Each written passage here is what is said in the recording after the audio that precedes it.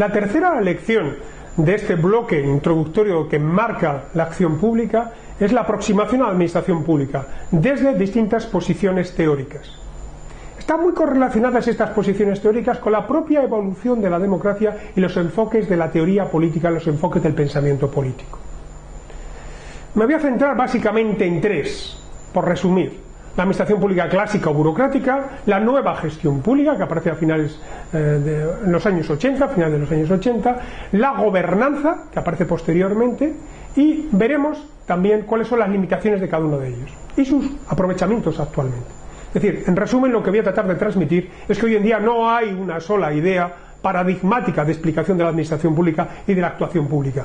Tenemos que conformarnos con entender el momento actual con una serie de ideas y de pensamientos que nos pueden ser útiles para cada una de las ocasiones o para aplicar en cada uno de los problemas o soluciones que tengamos que afrontar. Como he dicho, la primera idea, el primer enfoque teórico es la administración pública clásica. La caracteriza lo siguiente: el foco del gobierno, de la gestión, de la acción pública, está en la prestación directa de los servicios por medios propios, la administración por medios propios o a través de organismos del gobierno, pero básica y fundamentalmente es a través del aparato público. La siguiente idea es: la administración y sus políticas públicas se basan en el diseño e implementación de políticas orientadas hacia un objetivo simple y definido políticamente.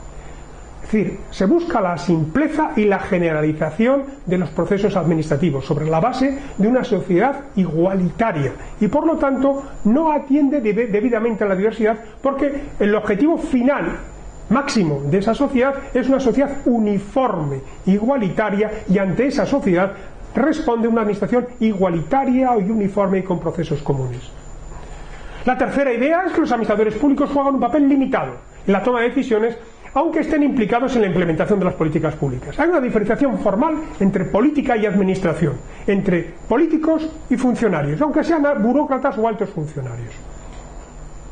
Y además hay gerentes profesionales que ejercen un amplio control jerárquico desde la cima de la organización hasta la base de la organización. La jerarquía sería la idea, la cuarta idea a la que nos estamos refiriendo sobre la administración clásica o la administración burocrática. La quinta es que los valores esenciales de las organizaciones públicas son racionalidad y eficacia. Ya les he dicho también uniformidad, porque se basa en una idea de una sociedad uniforme, como mito, como anhelo. Las organizaciones públicas operan más eficientemente como sistemas cerrados, es decir, sin perturbaciones de la sociedad. Déjennos trabajar. Estamos trabajando para su bienestar, estamos trabajando para mejorar su vida, pero por favor no molesten. Nos digan exactamente, nosotros entraremos a saber lo que ustedes dicen y después lo procesaremos internamente. La implicación de los ciudadanos, por tanto, es limitada. Ni que decir tiene a estas alturas que esto presenta una serie de problemas, que después les diré. Y esto lleva, lógicamente, a unas críticas. Las críticas que se vienen produciendo desde el mismo momento de la fundamentación de la teoría burocrática, desde la época de Weber, incluso anteriormente, y desde luego hasta nuestros días. En primer lugar, la relación entre políticos y directivos. Es falso que hay una ruptura entre política y administración y que los directivos no intervengan en los procesos. Los directivos públicos, los profesionales, no intervengan en los procesos políticos decisionales, como he dicho en la anterior lección. La segunda idea es el encaje de los grupos de interés en las políticas públicas. No podemos entender una administración pública aislada. Los grupos de interés intervienen en el planteamiento del problema, en la definición del problema y a veces en la propia formulación de la política pública. Y en algunos casos intervienen como control o a veces como cogestores en la propia implementación y ejecución de la política pública y a veces también en la evaluación. La tercera crítica es el alejamiento de los valores principales de las organizaciones administrativas. Es decir, es una administración pública, la burocrática, fría, basada en procedimientos, en normas, en reglamentos, en jerarquía, y desconoce el funcionamiento interno de la organización, los valores que inciden, y ya veremos también, deja al margen, por ejemplo, los valores emocionales o los aspectos emocionales de la administración pública. Es una administración, la burocrática, que se distancia del ciudadano y de la acción política. Y a veces cuando nos quejamos de nuestra administración pública nos estamos refiriendo a esto. Trabaja hacia adentro, trabaja para el bien común, pero trabaja sin los destinatarios del bien común. Y hay escasa orientación a la eficiencia. Esa orientación a la eficacia, esa orientación a los procesos, a veces es ineficiente. Se basa en cumplir los objetivos, a veces sin tener en cuenta el coste. y no es capaz de responder eficazmente a la necesidad de flexibilidad. Ya he dicho antes que se basa en una sociedad uniforme, igualitaria, y todo el mundo, por tanto, debe ser tratado de una manera uniforme e igualitaria, porque eso es como se entiende el bien común y la igualdad. Esto lleva a distintas reacciones, estas críticas. La reacción más importante en las últimas décadas, y que todavía está entre nosotros, desde el punto de vista de muchos de sus principios y valores que han sido asumidos como reglas de funcionamiento interno, son los principios de la nueva gestión pública. Como idea general de la nueva gestión pública, se reemplaza el gobierno de los hombres por la relación entre el mercado y los consumidores de servicios públicos.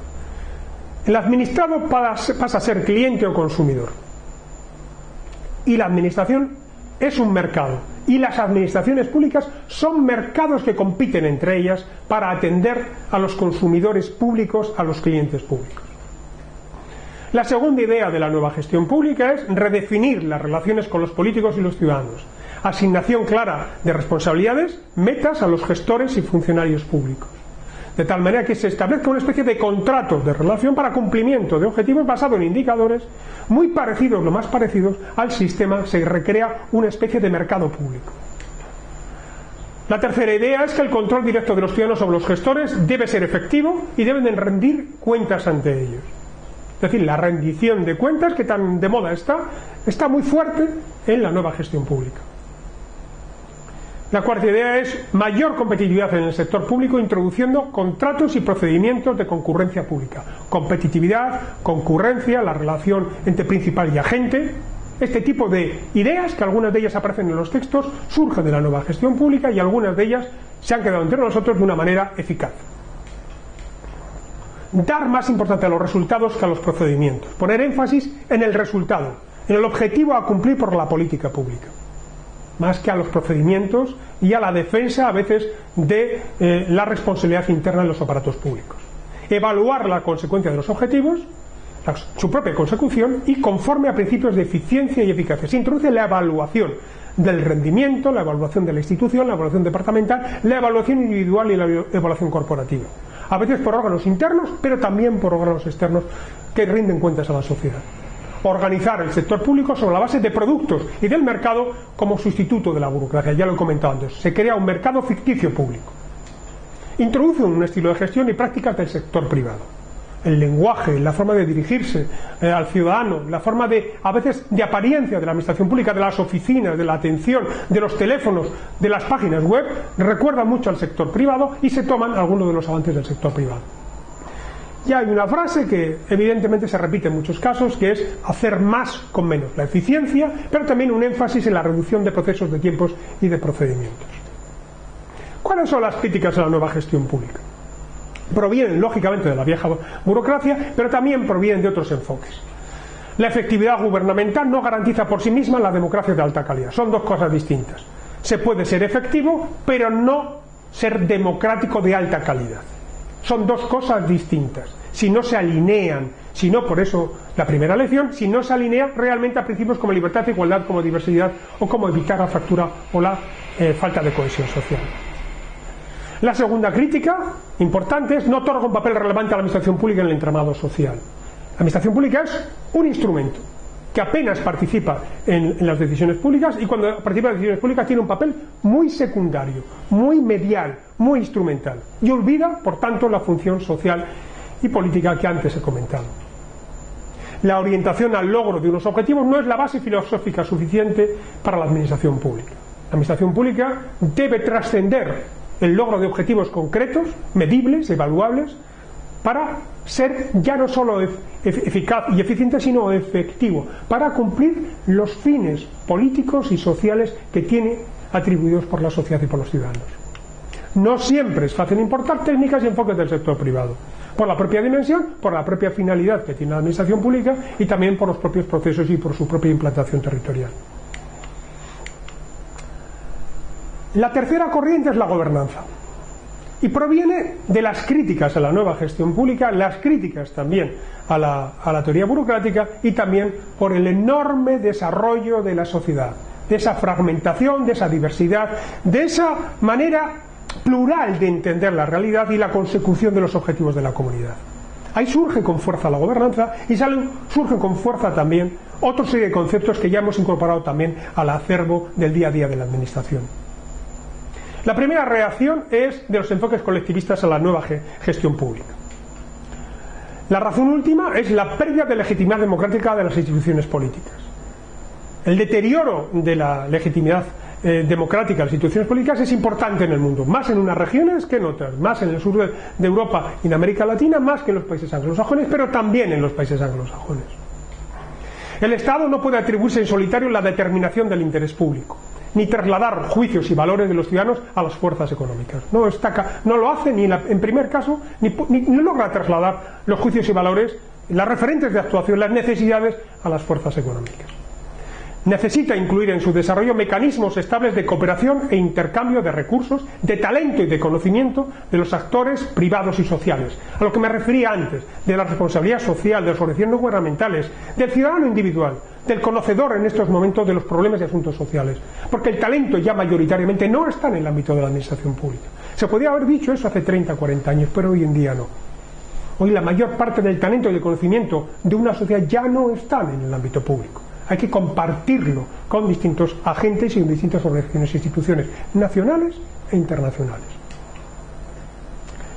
Surge la idea de gobernanza como nueva configuración institucional formada por una multiplicidad de actores y de interrelaciones. Surge la idea de red, surge la idea de nodos y de conexiones diversas, variables y aleatorias en el tiempo, atendiendo lo que pueda surgir en cada momento, cualquier necesidad. Aparece multiplicidad, por tanto, de actores. Aparece, por tanto, el concepto de red de gobernanza. Entendida la red de gobernanza como conjunto de actores que se relacionan entre sí de manera más o menos estable en el tiempo, con la finalidad de influir, mediante el intercambio de recursos de todo tipo, en la definición o solución de una política pública. Bien, ¿esto qué lleva? ¿Cuáles son las notas de esta definición? Interdependencia de los actores. Los actores se relacionan porque ganan mutuamente, porque tienen objetivos comunes. Relación de interdependencia en el tiempo. Es decir, hay una permanencia en estas redes, porque hay intereses económicos, culturales, de infraestructuras, educativos, los hay de barrio, los hay, etcétera, etcétera, etcétera. Y hay una cierta estabilidad.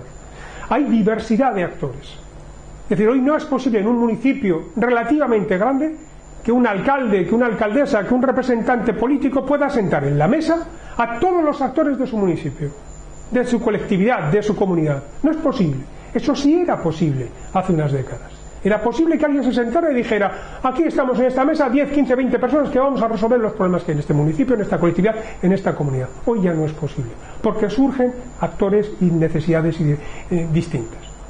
Y esto, además, con un objetivo común: lograr, evidentemente, el bienestar o el objetivo individual, pero buscando objetivos comunes. La aportación de la gobernanza es la búsqueda de objetivos comunes de los actores, identificar problemas, un aspecto muy importante para poder después formular políticas públicas, ofrecer soluciones consensuadas, suministrar información, opiniones y soluciones entre un gran número de actores e incrementar el capital social existente en una comunidad. ¿Cuáles son las limitaciones de la gobernanza? Las limitaciones de la gobernanza puede debilitar la democracia, puede parecer un contrasentido. ¿Por qué? Porque en algunas redes puede haber pocos actores y volvemos a soluciones de carácter corporativo o neocorporativo, y evidentemente quedan excluidos un conjunto de actores y un conjunto de ciudadanos. Es decir, la eficacia democrática de la gobernanza se medirá por la exclusión que realiza. La siguiente idea de crítica es: no fomenta la transparencia, la publicidad ni la rendición de cuentas. Puede suceder en redes que efectivamente, aunque haya muchos actores, no rinden cuentas ni dan publicidad de lo que está sucediendo, y se producen actores públicos y privados en una forma, digamos, un estilo de gobernar y relacionarse que nos recuerda mucho a la vieja burocracia o también a la nueva gestión pública, New Public Management. La difuminación entre el límite entre lo público y lo privado, es decir, no tener claro cuál es el bien común a proteger, el interés común. A veces los actores públicos, cuando se relacionan en redes con numerosos actores sociales de todo tipo o individuos, a veces se les olvida que hay muchos más actores que están fuera y que hay un bien a proteger que es superior al de la mesa de negociación en la que se están moviendo en esos momentos. Fomentar más los intereses individuales que los comunitarios. Es decir, Podemos centrar los intereses de los individuos que están en la mesa de sus grupos, olvidándonos del conjunto de la comunidad. Y pueden dificultar los cambios e innovaciones sociales y políticos. ¿Por qué? Porque al lograr un consenso entre todos los actores se busca el mínimo común denominador, se arriesga poco, se innova poco, se busca poco soluciones nuevas y de futuro, sino que trata de buscarse un consenso entre los actores que están sentados, incluidos los actores públicos. Inequidad de los actores participantes en las redes. En las redes hay actores, evidentemente en una mesa puede haber 10 actores, pero tienen pesos distintos, relevancia distinta, tienen capacidad de influencia distinta. Y puede ser que estén todos sentados, pero tienen peso e influencia distinta. Y se puede diluir la responsabilidad, especialmente de los actores que están sentados, pero del propio Estado y sus organizaciones cuando están sentados en la mesa. Bueno, ojo, esto se ha decidido en una mesa, en este comité, en este grupo de trabajo, en esta reunión. Y el Estado, la administración, el ayuntamiento, el gobierno, la localidad, se diluye su responsabilidad en un conjunto de otras organizaciones, olvidándose que tiene que rendir cuentas políticas, no solo cada 4 años, sino permanentemente, porque es el actor político legitimado por los ciudadanos de una forma directa, frente a los demás. Y a veces se llega lentamente a acuerdos precisamente porque son muchos actores. En resumen, la evolución de la administración pública es una evolución del pensamiento político y de la teoría política. En cada momento histórico, la administración toma principios que son dominantes, paradigmáticos en cada momento, los incorpora a su acervo de cultura y de principios de funcionamiento y se adapta por tanto. Y tenemos por tanto una evolución de la administración pública en este último siglo que nos explica cómo ha ido evolucionando el pensamiento, pero fundamentalmente la sociedad, porque no se puede entender la administración pública sin esa evolución del pensamiento, y también no se puede entender sin esa evolución permanente de la sociedad a quien se debe.